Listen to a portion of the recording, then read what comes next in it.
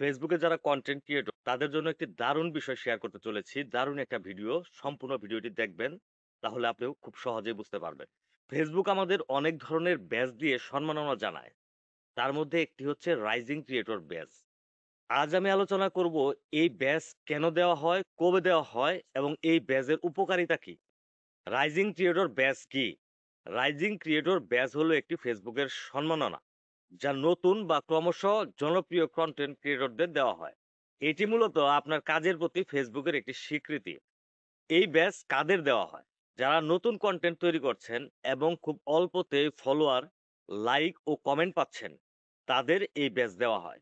এটি দেখায় যে আপনার পেজের কন্টেন্ট খুব ভালো পারফর্ম করছে এবং দর্শকপ্রিয়তা পাচ্ছে।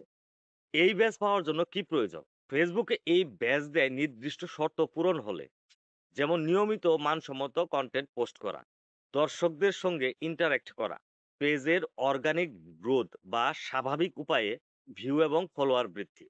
রাইজিং ক্রিয়েটর ব্যাজের উপকারিতা কি?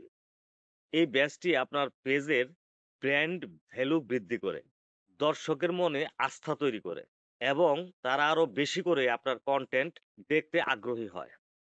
এর পাশাপাশি ফেসবুকের অ্যালগরিদম আপনাকে আরো বেশি ভিজিবিলিটি দেয়। আপনারা যারা এখন এই ব্যাচটি পান নাই, তাদের মন খারাপ করার কিছু নেই। নিয়মিত ভালো কনটেন্ট তৈরি করতে থাকুন। ফেসবুক নিশ্চয় আপনাকেও এই সম্মাননা দিবে। আর যদি এই ব্যাচ পেয়ে থাকেন তবে কমেন্ট করে অবশ্যই জানাবেন।